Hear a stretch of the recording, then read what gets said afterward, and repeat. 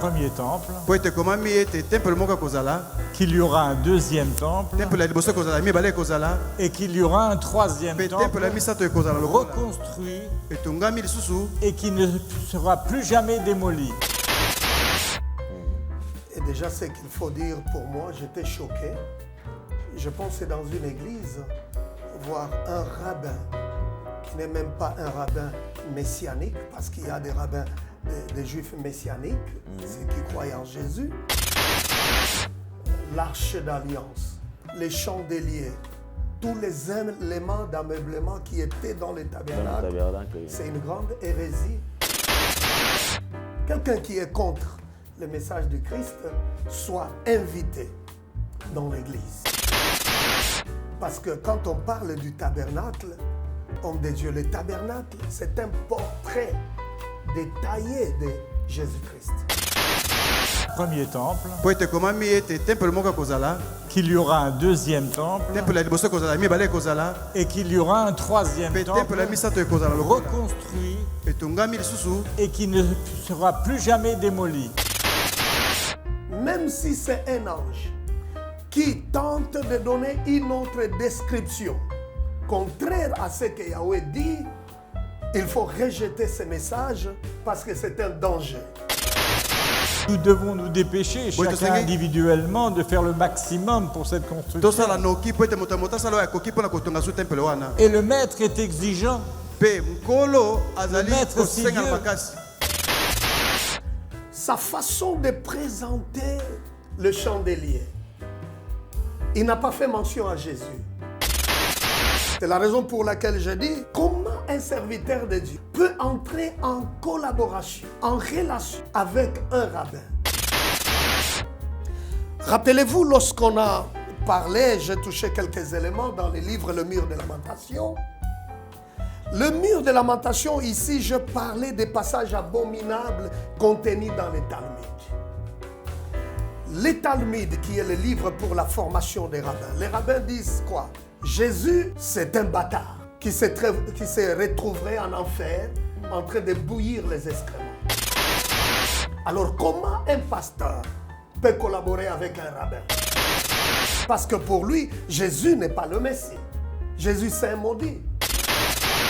Nous n'avons pas besoin de notre chandelier. Même quand vous allez voir dans certaines églises, les gens achetaient les chandeliers de Jérusalem et viennent déposer ça dans l'église. Il y a des églises comme ça. Ça, un petit présent qui, j'espère, trouvera sa place.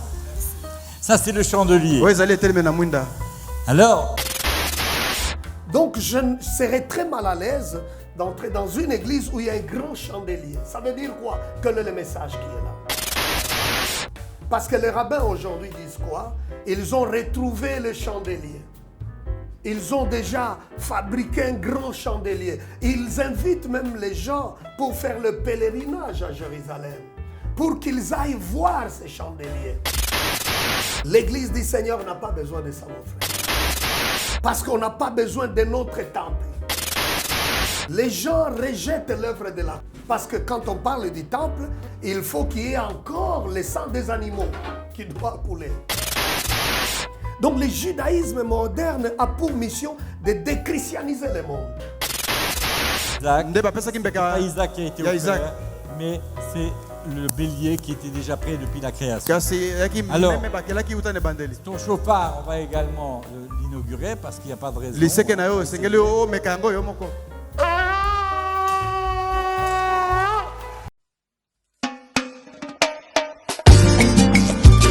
Mon âme bénit le Seigneur, car sa miséricorde dure à jamais.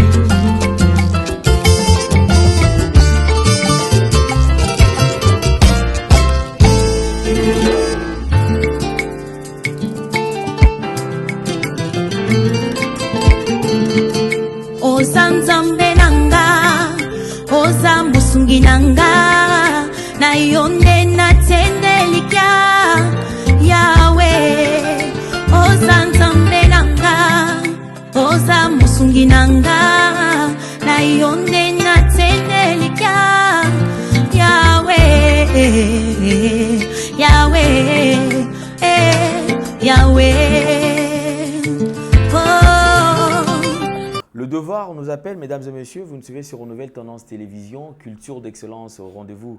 Bienvenue à ce tout nouveau numéro de ces grands magazines qui vous informent, qui vous forment. Comme vous le savez, c'est vrai que nous avons aussi un divertissement, bien que cela soit très modéré. Bienvenue à vous une fois de plus. Nous vous transmettons les salutations de la part de toute la grande équipe. Il y a Gédéon là, qui a la prise de vue, il y a Jordan Panzou et Jonah qui sont à la réalisation. Je crois que c'est comme ça que nous allons certainement travailler. Alors abordons le tout premier point, c'est la Fondation Ndélé au cœur de la nation ainsi que l'orphelinat Famille du Cœur Christ Rédempteur. À travers cette opération, pour vous qui êtes sensibles aux cris de détresse, vous avez besoin de soutenir les orphelins, les veuves, les démunis. Pensez à cette structure et Dieu va tous bénir. Parlons plus en image et on se retrouve après. Bien-aimés dans le Seigneur, shalom. À vous qui ont un grand cœur, bino bao mitema nzamba pesa bino mitema malamu, mitema kosunga. Fondation Alain Ndélé na orphelinat Christ Rédempteur, bana posa na bino, bana posa lisungi na bino, bano baboti bakenda, bano bazala moya kotanga te, bato bana besoin lisungi, bino bato bana mitema malamu, to bana posa ya lisungi na bino na orphelinat Christ Rédempteur, la Katia Fondation Alain Ndélé. Kanise loko. Eza yondolo bakie, ozanzambe ya bana bitike, yo mokolo bakie, osungaka basi bakufela mibali, pona nini pasi ya boye o nzambe. Ils ont besoin de vous, de votre pain, de votre bouteille d'eau, de votre soutien. Et ça serait une bénédiction pour vous. Pour votre famille. Que Dieu vous bénisse. Une nouvelle opportunité avec Toronto City qui nous ouvre toutes ses portes. Nous voici dans la commune de Maluku où se trouve la cité moderne de Toronto City. Alors vous avez besoin d'avoir également un terrain dans l'enceinte. Sentez-vous très à l'aise. Alors contactez les numéros affichés et nous aurons plus de détails dans la pub que nous allons suivre.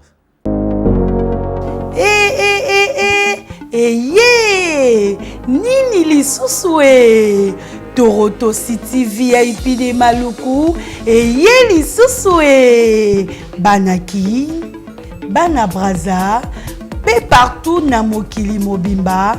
Toronto City VIP de Maluku na 5 minutes ya Grand Fleuve Congo.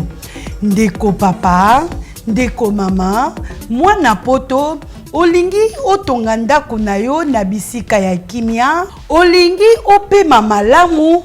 Toronto City VIP de Maluku ye wana po na bino e. Ezali koteka mabele ya 20 mètres sur 20 na telo moke ya pamba e. Wana poto, ba diaspora nyonso. Olingi investir na mboka na yo. Toronto City VIP de Maluku epesa to ezoteka ba espace kitoko. Toza 5 minutes ya mai atuni talalo bansa mutema toko koma place oza ndenge nini ye tolonga kolongwa place Lazare tiomo na presse to pasola nzela tala ngai muninga mbongo mukie menavanika wana 20 sur 20. Olingi oliambisi ba fruit na talo moke kimambango welela zwa mabele na yo na Toronto City VIP de Maluku. Tozali pembeni ya zone économique ya Maluku pe pembeni ya cité Vodacom. Pona ozwa esika na yo na Toronto City VIP de Maluku eza simple.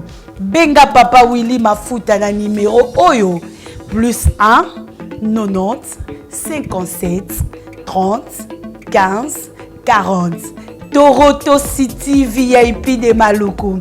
Esika esengeli pona moto nyonso apema na kimia e. Bana poto, venez voir Toronto City VIP de Maluku et vous allez être voisin de tout ça. Vous allez vivre tout ça.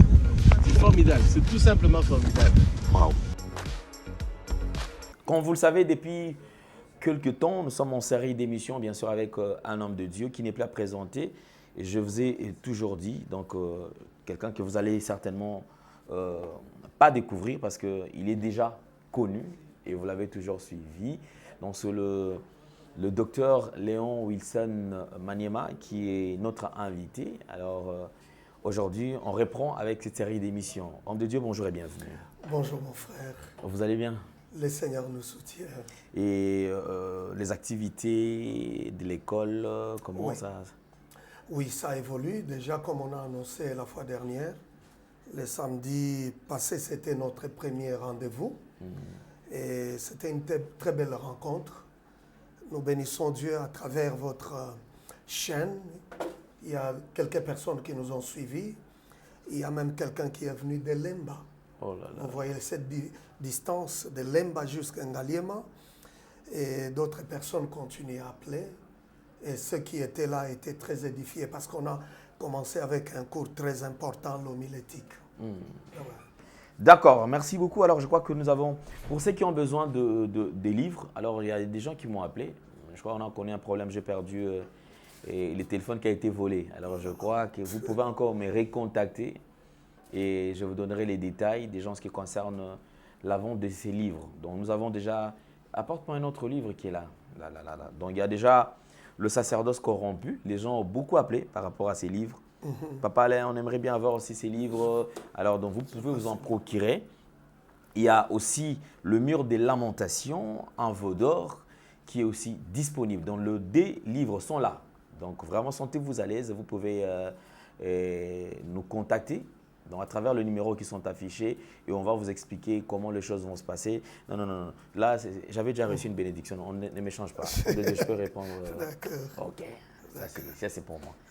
Alors, les livres sont disponibles, en tout cas, à un prix très abordable. Hein. Donc, vraiment, appelez. Il y a celui de $10, il y a de $20. Donc, vous pouvez vous en procurer. Puisque aujourd'hui, nous allons parler quand même du tabernacle. Exact. Je crois que dernièrement, nous avons diffusé une vidéo où c'était un témoignage. Je ne sais pas si je dirais un faux témoignage ou un vrai témoignage, mais du moins, c'était un témoignage. Vous avez quand même écouté le rabbin juif qui a exposé beaucoup de choses et j'ai reçu beaucoup d'appels parlant de fausseté. Et il y a eu beaucoup de doutes tout autour de cela, mais je crois quand même, nous avons le docteur qui est là. C'est un docteur en théologie. Je crois que c'est quelqu'un qui peut quand même bien nous expliquer certaines choses. Quelqu'un qui pourra quand même nous révéler certaines choses parce que vous savez, on a un problème d'interprétation des Écritures. Et c'est comme ça que les gens nous lisent des Écritures, mais quand il faut interpréter, vous sentez que les gens sont vraiment débiaisés. Et ça détruit des âmes. Aujourd'hui, on va essayer quand même d'être au rendez-vous, comme d'habitude. Homme de Dieu, nous parlons du tabernacle. Vous avez suivi quand même la vidéo que j'avais postée par rapport à ces rabbins juifs? J'ai suivi avec beaucoup d'intérêt. Votre réaction à chaud quand même? Bien, malheureusement, c'est une grande hérésie. C'est un grand mensonge. C'est un message de perdition. Et déjà, ce qu'il faut dire pour moi, j'étais choqué. Je pensais dans une église voir un rabbin qui n'est même pas un rabbin messianique, parce qu'il y a des rabbins, des juifs messianiques, ceux qui croient en Jésus. Mais celui-là n'a rien à voir avec Jésus, n'a rien à voir avec le christianisme, mais c'est curieux de constater qu'il soit invité dans l'église, on lui donne le micro, il se tient du haut de la chair, raison pour laquelle pendant tout son exposé, il n'a pas fait mention à Jésus-Christ, ni au Saint-Esprit. Il a même tordu l'essence des Écritures, parce que sa façon d'expliquer même l'arche d'alliance, les chandeliers, tous les éléments d'ameublement qui étaient dans le tabernacle, c'est une grande hérésie. Et moi, j'étais choqué. Je me demande comment quelqu'un qui est contre le message du Christ soit invité dans l'Église. Parce que quand on parle du tabernacle, homme de Dieu, le tabernacle, c'est un portrait détaillé de Jésus-Christ.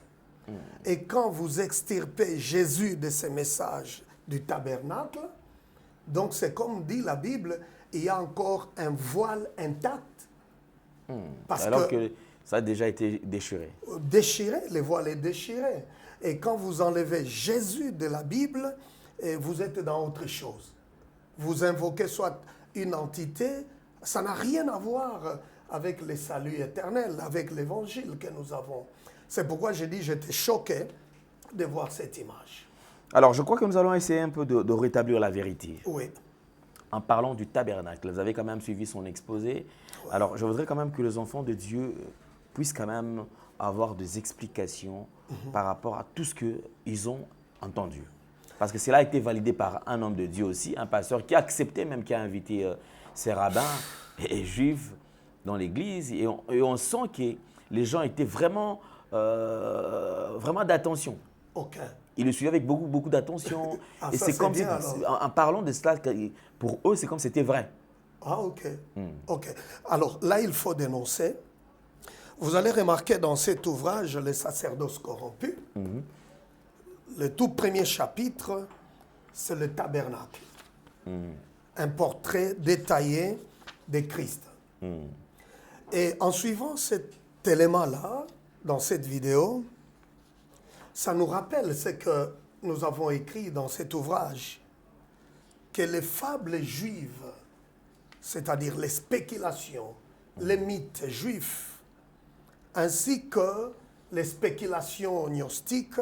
Les gnostiques, c'est des gens qui se disent chrétiens, mais ne le sont pas.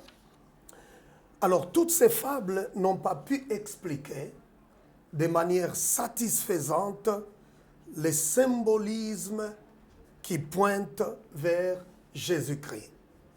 Parce que quand on parle du tabernacle, comme je venais de le dire, c'est un portrait bien détaillé de Jésus-Christ. Le symbolisme que vous trouvez dans le tabernacle, ça peut être les voiles, tout ça, ça pointe vers Jésus-Christ. Alors, on n'est pas parlé de Jésus quand il s'agit du tabernacle, ça devient une hérésie. Malheureusement, le judaïsme est apostat. Quand on parle du rabbin qui donne une explication concernant le tabernacle et une explication qui est en désaccord avec ce que la Bible nous enseigne, c'est là qu'on appelle le judaïsme apostat. Ce n'est pas le vrai judaïsme. C'est le faux qui a un autre message, un message qui est contre Jésus-Christ.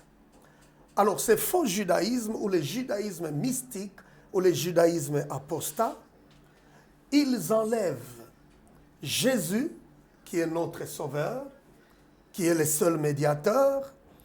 Ils extirpent Jésus du tabernacle. C'est pour cette raison, quand il parle du tabernacle, il n'a pas fait mention à Jésus-Christ. Il y a un élément très important dans ces chapitres concernant le tabernacle.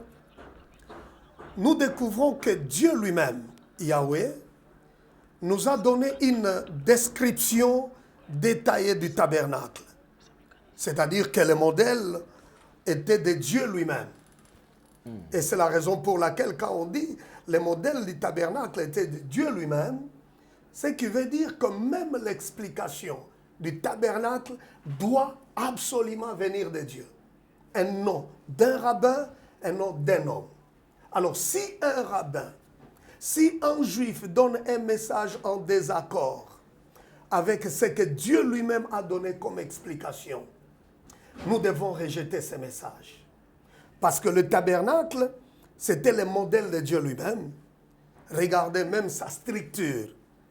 Quand on parle de la structure même du tabernacle, là je vois la cour, la vaste cour extérieure du tabernacle, là où il y avait l'autel d'airain et la cuve d'airain. Là c'est dans la vaste cour de l'extérieur. Après, il y avait deux compartiments dans le tabernacle. Il y a le premier compartiment qu'on appelle les lieux saints et le deuxième compartiment qu'on appelle les saints des saints. Et à part la structure, il y a les éléments des meubles. les 7 éléments d'ameublement qui étaient dans le tabernacle. On aura l'occasion d'en parler. Et Yahweh lui-même donne la description détaillée de la prêtrise. Ça, c'est ça le sacerdoce. C'est-à-dire, les sacrificateurs portaient une lourde responsabilité en agissant au nom du peuple, en offrant leur sacrifice. Voilà, ça c'est Dieu lui-même qui donne cette description détaillée. C'est très important.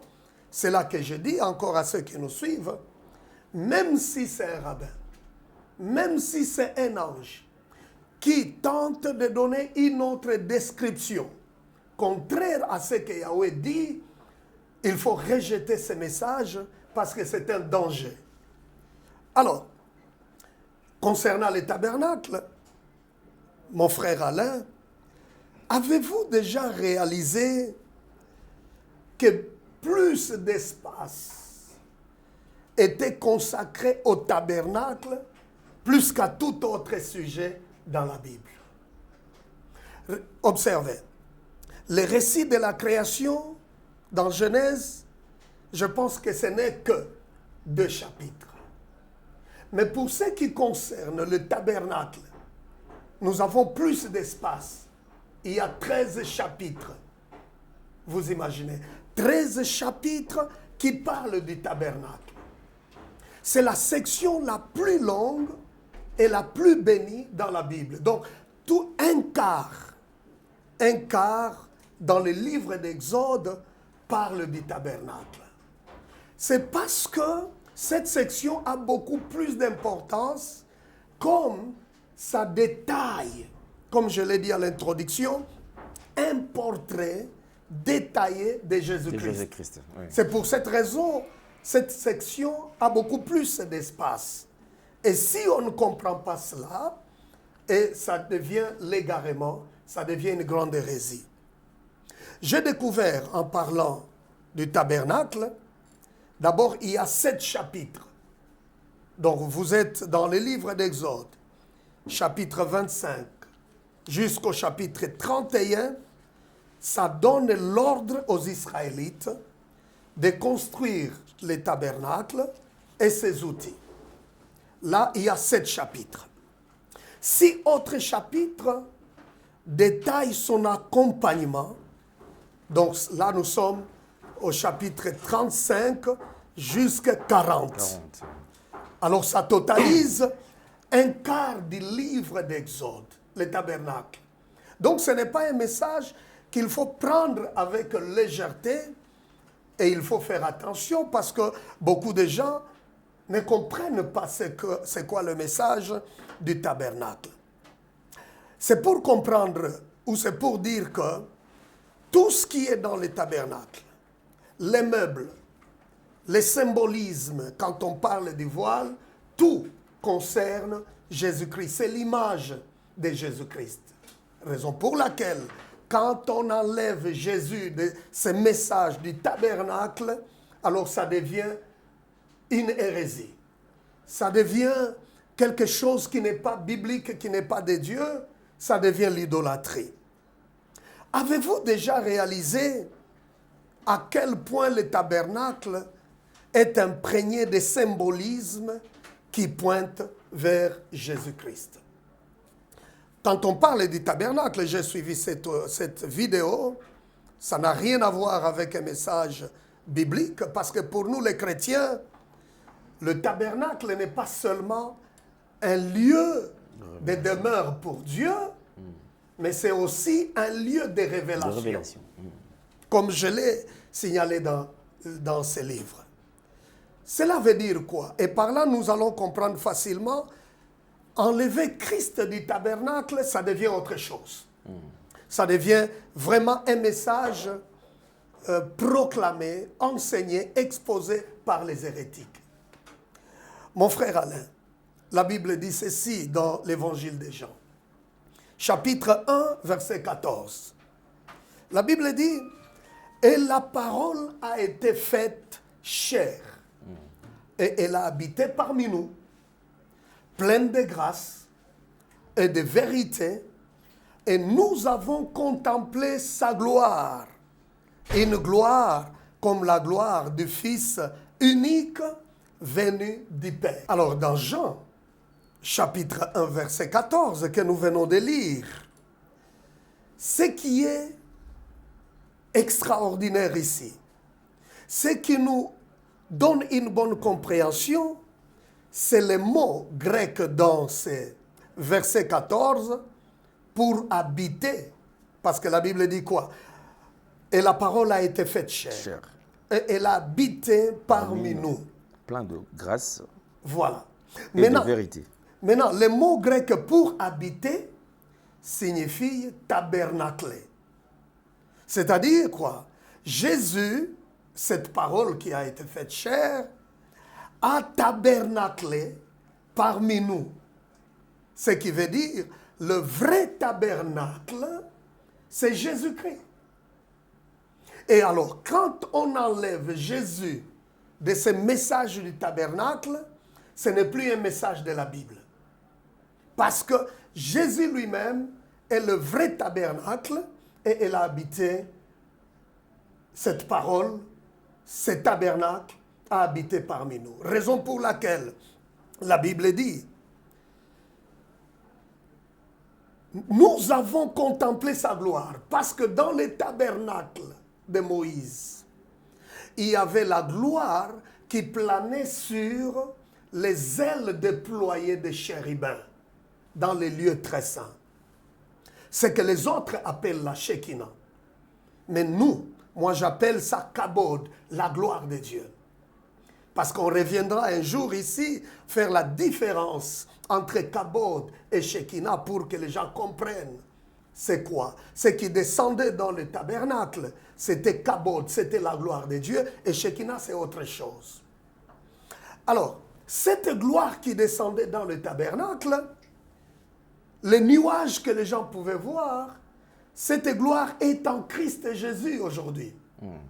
On n'a plus besoin, comme j'ai entendu un prédicateur à Kinshasa un jour dire, que lors de sa campagne d'évangélisation, il a vu, pendant qu'il parlait, un arc-en-ciel dans les cieux.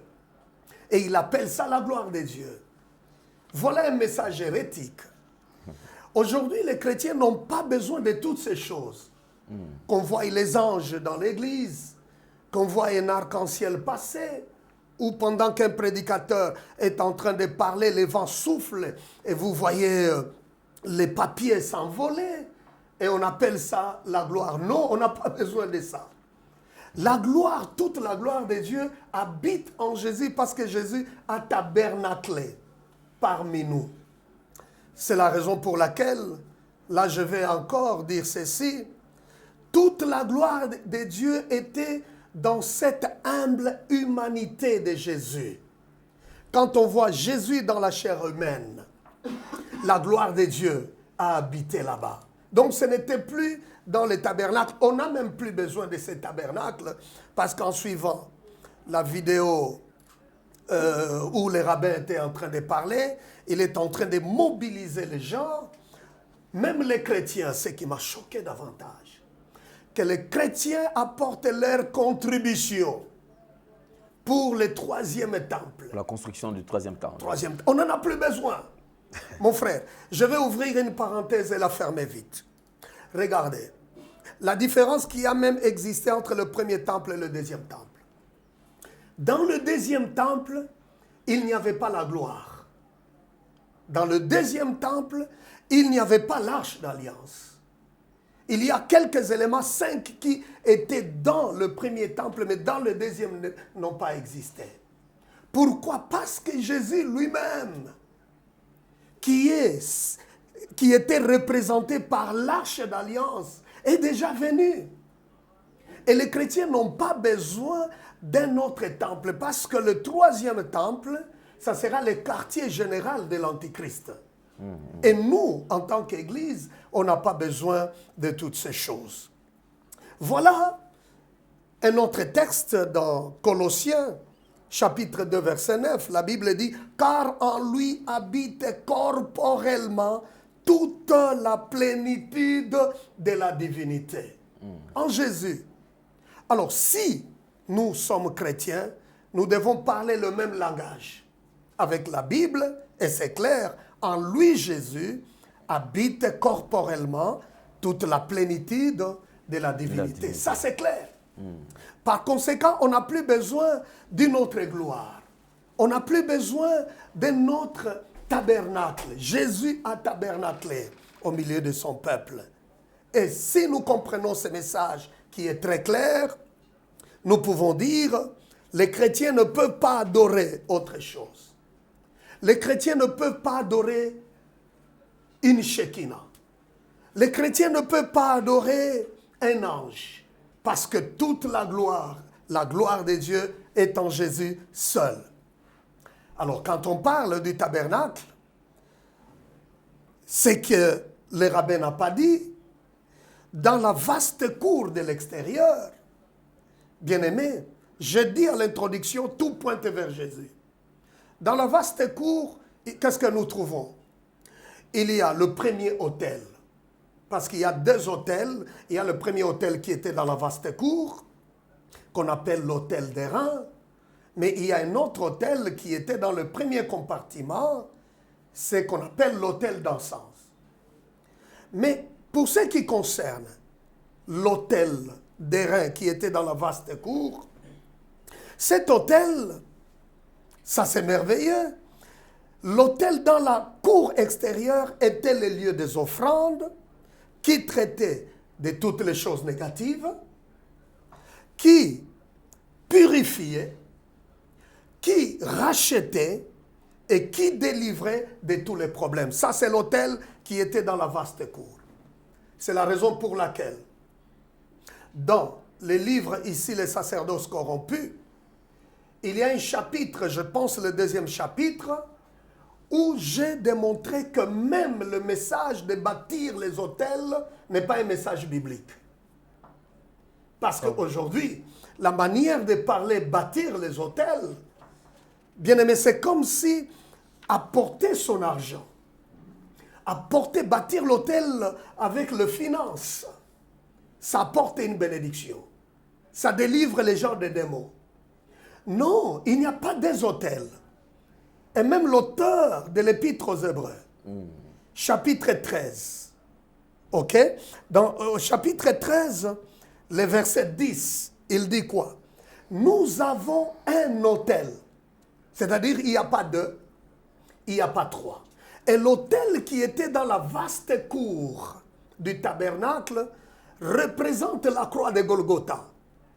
C'est-à-dire que seule la croix de Golgotha nous délivre de tous les problèmes, de toutes les malédictions. La croix de Golgotha traite de toutes les affaires négatives.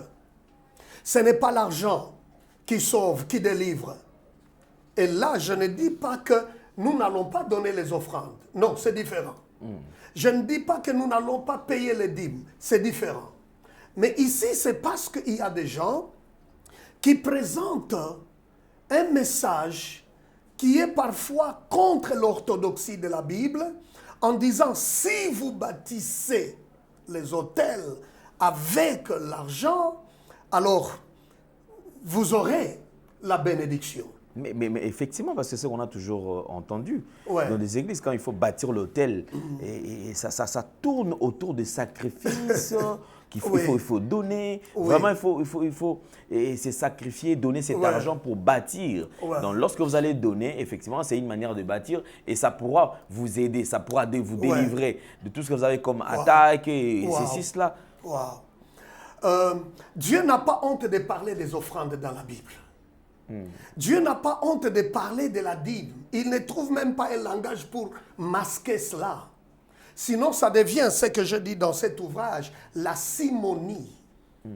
Donc, une pratique contraire à l'orthodoxie de la Bible. Regardez, tous les passages présentés par ces frères qui parlent de bâtir les autels, j'ai remis tous ces versets dans leur contexte dans cet ouvrage.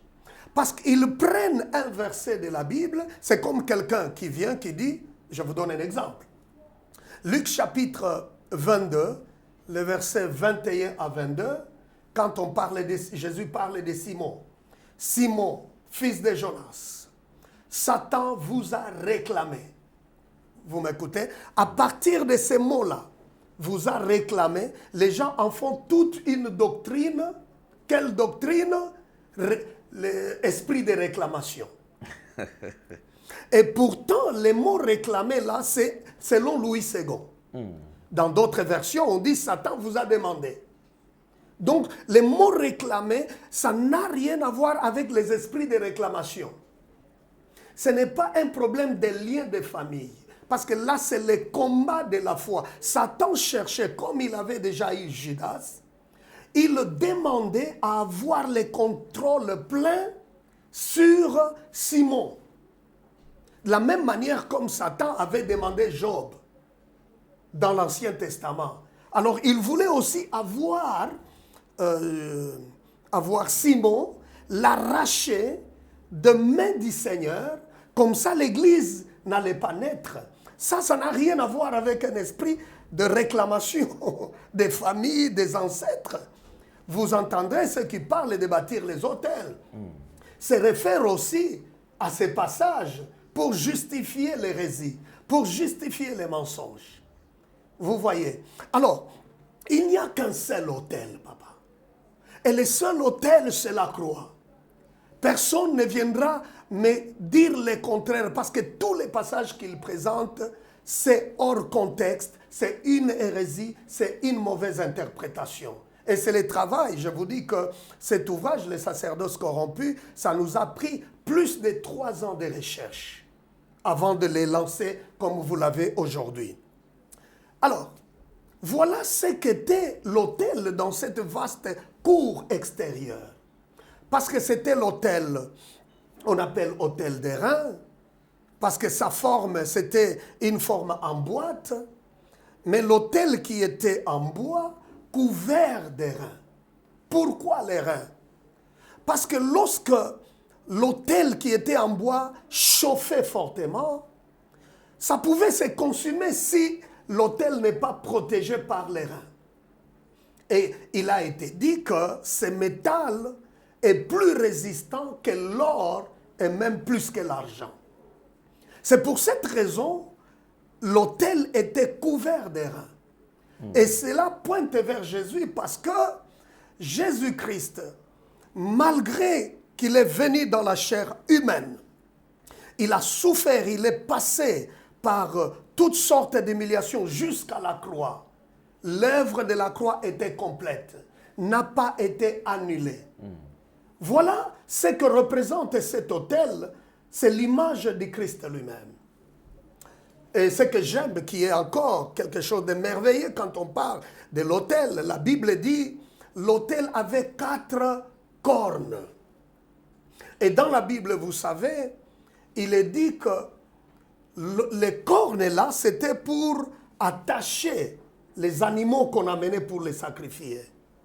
Non seulement ça, les cornes c'était aussi pour quelqu'un qui est en difficulté, un fugitif, quelqu'un qui a commis un crime. Mais lorsqu'il va aller se réfugier et toucher cette corne de l'autel, il est protégé. C'est le message de la croix de Golgotha. Malgré nos problèmes, nos malédictions générationnelles, tout ce qu'on a connu dans nos familles, toutes sortes de malédictions. Mais lorsque nous courons vers la croix de Golgotha, mon frère, la croix nous délivre de tous les problèmes. La croix nous délivre de tous ces problèmes-là. Ce n'est pas pour rien la croix. Jésus a crié, Eloi, Eloi, lama sabachthani. C'était pour vous et moi, pour notre salut. Voilà un peu ce que représente l'autel. Alors, si il faut parler de l'autel et extirper Jésus de là, ça devient autre chose. Si nous voulons montrer aux gens, c'est parce que vous donnez l'argent que vous aurez un mari. C'est parce que vous avez donné l'argent que vous serez pardonné. Parce qu'il y a des gens aujourd'hui, pendant la prière de repentance, et à la fin, on dit, ok, faites maintenant un sacrifice. C'est comme si l'argent venait sauver. C'est comme si l'argent venait donner le mari. Non, non, c'est la grâce, mon frère.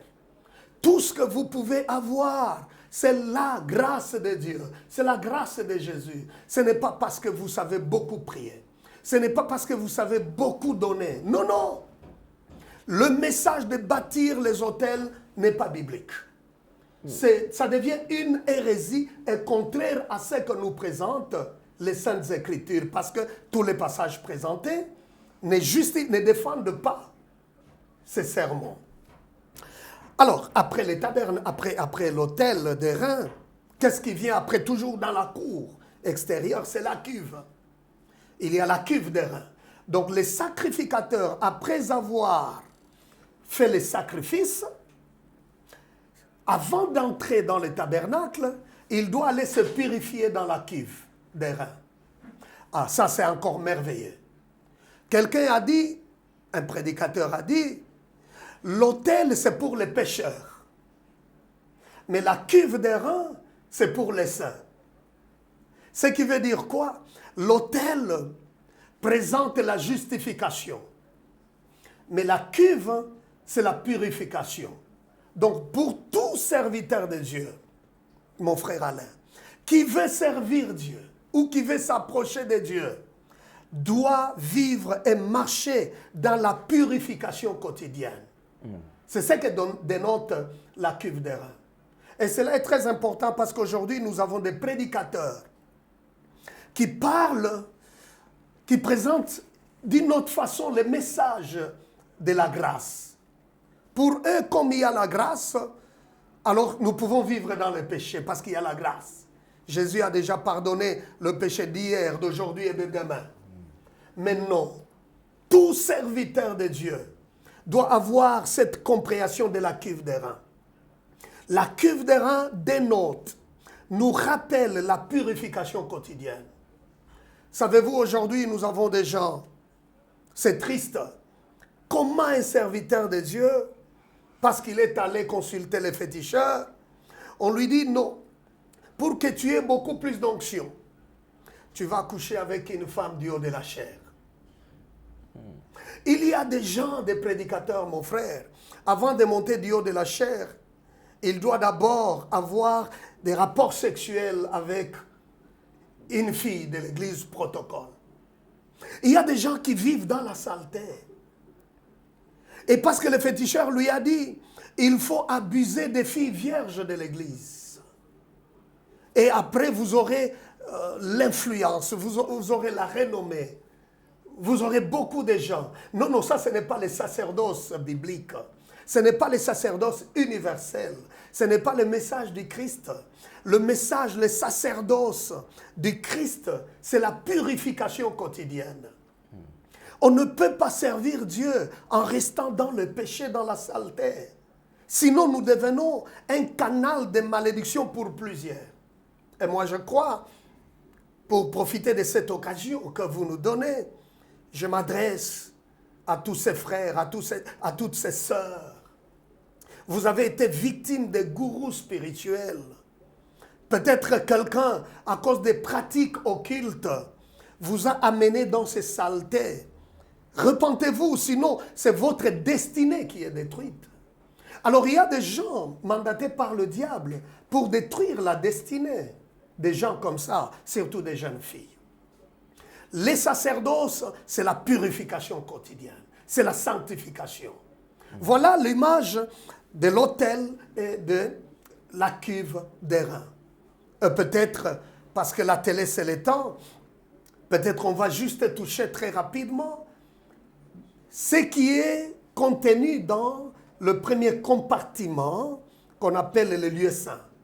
Parce qu'après la cuve d'airain, quand les sacrificateurs se purifient, doivent maintenant entrer dans le lieu saint. Dans le lieu saint, là, il y a le chandelier à 7 branches. Dans le lieu saint, il y a la table de pain, de proposition. Il y a aussi un autre autel, cette fois-là, c'est l'autel d'encens. Alors, ce que je suivis dans cette vidéo du rabbin, sa façon de présenter le chandelier, il n'a pas fait mention à Jésus. C'est la raison pour laquelle je dis, comment un serviteur de Dieu peut entrer en collaboration, en relation avec un rabbin. Rappelez-vous, lorsqu'on a parlé, j'ai touché quelques éléments dans le livre Le Mur de Lamentation. Le Mur de Lamentation, ici, je parlais des passages abominables contenus dans les Talmuds. Les Talmuds, qui est le livre pour la formation des rabbins, les rabbins disent quoi? Jésus, c'est un bâtard qui se retrouverait en enfer en train de bouillir les excréments. Il faut détruire toute la littérature ou toute la littérature des chrétiens, entre autres le Nouveau Testament. Alors comment un pasteur peut collaborer avec un rabbin? Parce que pour lui, Jésus n'est pas le Messie. Jésus, c'est un maudit. C'est la raison pour laquelle les rabbins, en parlant du chandelier, il n'a pas fait allusion à Jésus-Christ. Et pourtant, le chandelier, c'est l'image de Jésus qui est la lumière. Mais le rabbin a dit quoi? Les 7 branches représentent les 7 jours. Voyez-vous? Et pourtant, Dieu, en ordonnant que le chandelier soit dans le tabernacle pour alimenter, pour éclairer cet espace obscur, c'était l'image de Jésus-Christ. Et Jésus, parce qu'il est déjà venu, nous n'avons pas besoin de notre chandelier. Même quand vous allez voir dans certaines églises, les gens achetaient les chandeliers de Jérusalem et viennent déposer ça dans l'église. Il y a des églises comme ça, j'ai vu, avec un grand chandelier dans l'église. Nous, église, on n'a plus besoin de ça. Parce que la lumière céleste est déjà venue, qui est Christ. Toutes ces choses qui n'étaient que le type, mais l'antitype est déjà venu. Et quand l'antitype vient, c'est-à-dire que le type est supprimé complètement. Donc, je serais très mal à l'aise d'entrer dans une église où il y a un grand chandelier. Ça veut dire quoi? Quel est le message qui est là? Parce que les rabbins aujourd'hui disent quoi? Ils ont retrouvé le chandelier. Ils ont déjà fabriqué un grand chandelier. Ils invitent même les gens pour faire le pèlerinage à Jérusalem, pour qu'ils aillent voir ces chandeliers. L'église du Seigneur n'a pas besoin de ça, mon frère. Parce qu'on n'a pas besoin d'un autre temple. Quand avoir un autre temple, le 3e temple, ça veut dire quoi? Les gens rejettent l'œuvre de la croix. Parce que quand on parle du temple, il faut qu'il y ait encore le sang des animaux qui doit couler. Voyez-vous où on ramène les gens? Donc le judaïsme moderne a pour mission de déchristianiser le monde. Et c'est choquant quand vous voyez des gens en train d'applaudir quand un rabbin parle. Il a même motivé pour que les gens puissent contribuer aussi. Donc vous imaginez l'argent de l'église et vous apportez ça pour la construction d'une maison qui sera le 3e, qui sera le quartier général de l'Antichrist. Et on invite les gens pour qu'ils aillent visiter, voir ces chandeliers. Non, on n'a plus besoin de ça dans l'église. Jésus, la lumière céleste, elle est déjà là. Et toutes ces choses n'étaient que l'image, n'est-ce pas, des choses à venir. La question est simple. Est-ce que Jésus est-il déjà venu? S'il est déjà venu, si nous croyons en lui, ne recourons plus à ce qui était type, parce que l'antitype est déjà là. Il a dit ouvertement que ces chandeliers, c'est pour le 3e temple. Qu'est-ce qu'on va offrir? C'est quel sang qu'on va présenter à Dieu et à quel Dieu? Nous avons été sauvés par le sang de l'agneau. Le sang de Jésus a coulé une seule fois, c'est ce que nous dit l'auteur de l'Épître aux Hébreux. Jésus ne va plus remonter à la croix. Par conséquent, on n'a plus besoin de toutes ces choses. Maintenant, on dit aux gens, il faut aller chercher les agneaux et puis les immoler pour que le sang coule. Voilà comment le monde est peu à peu est en train d'être déchristianisé. Bien-aimés, l'évangile est simple. Et restons dans la simplicité de l'évangile. La gloire on ne la verra plus comme ça dans les nuages. La gloire, on ne la verra plus avec des chérubins du haut de l'arche. Prochainement, on va parler de tout ce qui est contenu dans le deuxième compartiment pour parler de l'arche et du propitiatoire. On va parler aussi des éléments qui restent, comme la table de pain, comme aussi l'autel, le deuxième autel qui est dans le premier compartiment. Donc le tabernacle, c'est le portrait détaillé de Jésus-Christ. Le tabernacle, il faut faire très attention, bien-aimés, vous prédicateurs. Ne faites pas le parallélisme entre les tabernacles et les corps humains. C'est aussi un autre piège, une petite séduction. Et ça passe subtilement parce que vous avez des prédicateurs aujourd'hui, pour parler du tabernacle, ils font le parallélisme avec les corps humains. Parce que le corps a 3 parties, n'est-ce pas? Nous avons l'âme, l'esprit et la chair, alors on compare ça au tabernacle. Non, non. Le tabernacle, c'est le portrait détaillé de seul Jésus-Christ, notre Sauveur. Amen. Merci beaucoup, mesdames et messieurs. Comme je vous ai toujours dit, c'est une autre partie. Alors, je crois qu'on va revenir là très prochainement. Je ne sais pas si tout va bien, peut-être demain ou après-demain. Alors, on verra l'emploi du temps du docteur et on va revenir avec beaucoup plus de détails. En tout cas, merci beaucoup. Déjà, comme conseil, ne contribuez même pas. Ne contribuez pas. Non, ne contribuez même pas. Gardez ce que vous avez comme sous et ça pourra vous aider à faire autre chose. Hein. Donc, mon frère, excusez-moi, que cet argent contribue pour l'évangélisation, pour sauver les âmes. Amen. Soutenir l'œuvre de Dieu, soutenir la maison comme celle-ci, Vraiment. qui dispense la vérité, Vraiment. au lieu d'amener pour soutenir l'œuvre de l'Antichrist. Merci. Merci beaucoup. Alors, on se retrouve déjà très très prochainement. Toujours, nous sommes dans le sacerdoce corrompu. Jusque-là, on ne fait que toucher. Donc, on est en train de nager entre les sacerdoces corrompus et le mur de lamentation en veau d'or. C'est là où on est en train de toucher. Des fois, il touche ici, il revient sur l'autre partie de le mur de lamentation. Et c'est comme ça que je crois que nous allons évoluer. Sinon, vous voulez vous procurer de ces livres, sentez-vous très très à l'aise. Ça ne coûte rien, moins cher. $20, $10. Donc, si vous avez besoin, contactez les numéros qui sont affichés. Vous avez les numéros du docteur et également notre numéro qui est là au cas où vous ne parvenez pas à joindre l'homme de Dieu. Vous pouvez nous contacter. Donc, nous avons reçu pour vous le docteur Léon Wilson Manima, homme de Dieu. C'en est fini pour aujourd'hui. Un dernier message à ceux qui nous regardent. Les mots sont insuffisants pour exprimer la douleur que je ressens aujourd'hui. Peut-être le Seigneur nous donnera la force à la prochaine émission. D'accord. Ouais. Merci beaucoup. Alors, un grand merci à Gédéon Loa qui a la prise de vue. Merci à Jonah et Jordan Panzou qui est sur la réalisation. En tout cas, merci beaucoup également à notre aîné, Kouloutou Michel Ganga, chanteur de l'Éternel. Alors, on se retrouve très très prochainement. Portez-vous bien. Bye bye. Au revoir. Shalom, shalom à tous. Je voulais simplement partager un message avec vous. Ce soir, je vous salue tous au nom de Jésus, bien-aimés.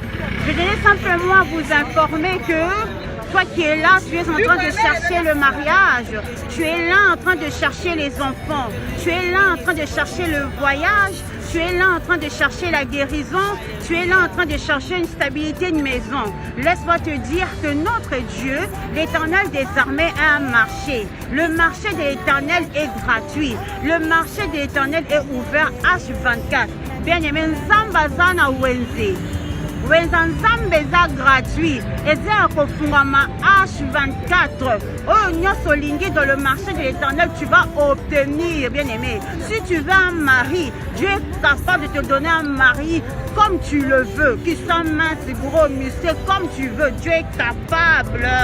Pour la situation qui te dérange, notre Dieu a un marché. Dans le marché de l'Éternel, il y a plusieurs rangées. Maintenant, va choisir. Parce que tu fais partir du royaume. Tu es un enfant de Dieu. Monte en dimension de la prière. Nous sommes à 4 h du matin. Apprenez à vous réveiller le matin pour prier. Apprenez à vous réveiller le matin pour commencer à prier. Quand tu dis Seigneur, moi je veux ça, le Seigneur va te donner. Nous sommes des enfants de roi de roi. Personne ne peut marcher sur toi. Tu es la lumière du monde. Tu es le sel de la terre. Ah ah ah ah. Mais comprenez, il y a un secret dans la prière. Toza na nzamba capable de façonner, il y a qu'à changer, il y a qu'à restaurer. Notre Dieu, 3 fois ça, il est tellement puissant que nous réalisons pas la grandeur. Il a un marché. Tu as une maladie incurable, rentre dans le marché de l'Éternel, tu vas trouver ta guérison. Kota na wenzanzambe guérisé ezali. Kota na wenzanzambe okomona libaya mobala malonga zape na makambu. Kota na wenzanzambe, tu vas trouver un joli garçon qui a tout. Kota na wenzanzambe, tu vas trouver une grande dame, une femme qui a tout. Azape na makambu na beauté na ye. Alléluia. Nzamba ana bane. Ha ha ha. Bien-aimé, avec Dieu il y a tout. Dieu c'est la paix. Dieu c'est la sincérité. Tu es serein. Tu es en train de marcher la tête haute. Tu ne peux pas badiner. Tu ne peux pas trébucher. Alléluia. Quand les gens te regardent, tu portes le fruit du Saint-Esprit. Quand les gens te regardent, les gens doivent dire Wane Nzambe, oui, Nzamba zana bana. Je m'adresse à toi qui me regarde. Je ne connais pas ta situation là où tu te trouves, mais Dieu connaît ta situation.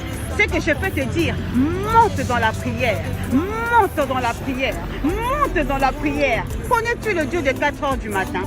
Le Dieu qui appelle à l'existence de choses qui n'existent pas. Comment toi tu es chrétien, tu ne dors tout de minuit à 6 heures, de 20h à 8h? Non! Réveille-toi la nuit, commence à prier. C'est ta bouton na oppono sa solution na tongo bien-aimé. C'est ça la vérité.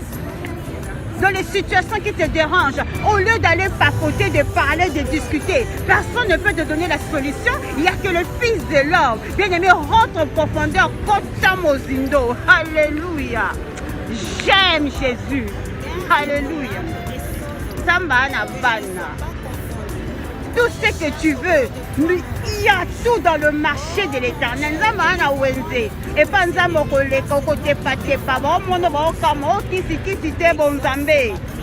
je m'adresse à une personne. La situation pour ton problème, il y a une solution, c'est l'Éternel des armées. Il a payé un prix, il a donné son sang pour toi, il a tout donné, il y a un marché. C'est le temps maintenant de prendre et de rentrer en profondeur. Dieu t'a tout donné. Dieu a dit, haha, tu as tout dans tes mains. C'est le temps de te lever. Ce n'est plus le temps de rester dans les distractions bêtes, dans les choses inutiles, les choses qui ne t'apportent rien, tu zappes. Rentre en profondeur, regarde ton entourage, nettoie ton entourage. Alléluia. La profondeur attire la gloire de Dieu.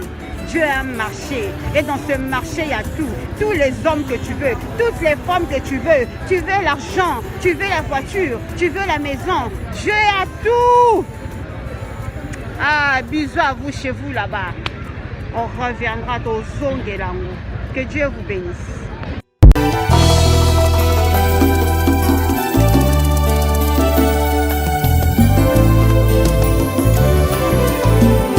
Éternel, je lève à toi mon âme.